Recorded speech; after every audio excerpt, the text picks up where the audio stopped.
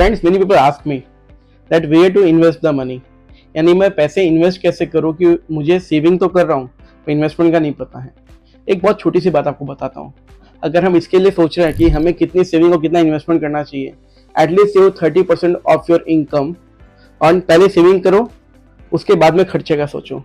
Rich mindset और poor mindset में यही फर्क होता है।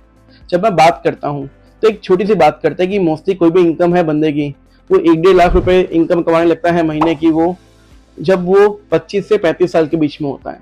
एंड जब वो इतनी इनकम कमा रहा है तो उसको पैसे कितना बचाने हैं।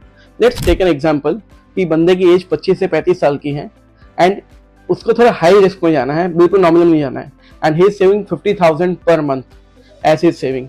जो बात होती है कि इमरजेंसी फंड में पैसे ऑब्वियसली होना चाहिए, एटलीस्ट 3 और 6 मंथ की आपके सेविंग होनी चाहिए। उसके अलावा कहाँ इन्वेस्ट करते हैं friends? If are talking about that, 35,000 का जो पूल है, आपको अगर शेयर मार्केट का अच्छा नॉलेज नहीं है, आपके अंदर समय नहीं वहाँ पे फोकस करने के लिए, then obviously put in a mutual fund. उसको बाइफर्केट कर दो रिस्क के हिसाब से। फर्स्ट 15,000 रुपीज जो आपका है और लार्ज कैप में डाल दो, रिस्क कम रहेगा, इसीलिए आपको रिटर्न 12 से 15% मिल जाएगा लॉन्ग टर्म में। बाकी जो आपके हैं 7500 के 2 पार्ट कर दो। That money keep in a index fund, that will be good for you, and also keep in flexi cap fund, जहाँ पे आपको तीनों कैप के फायदे मिलेंगे। एंड लास्ट जो अगर 5,000 रुपीज है वो बैलेंस एडवर्टाइज फंड में रख दो। इसी तरह से आपके 35,000 रुपये अच्छे से ब्लॉक हो सकते हैं। बाकी क्या रहा? बाकी 15,000 रुपये भी मेरे पास पड़े हैं। That 15,000 rupees, keep 10,000 in a monthly saving, और you can keep in some corporate FD or some FD or some corporate bond which will fetch you a kind of a debt fund investment. And last 5,000 रुपये का क्या करना चाहिए? बहुत सवाल ये होता है क्या करूँ।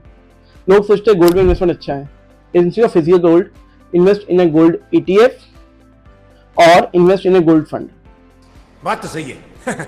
अगर मैं 50,000 वैसे इन्वेस्ट करता हूँ and I fetch A return of 12 to 15% per annum, और ये अगर मैं 20 से 30 साल तक इन्वेस्ट कर रहा हूँ, आप करोड़पति बन जाओगे। पैसा ही पैसा होगा। And this is a magic.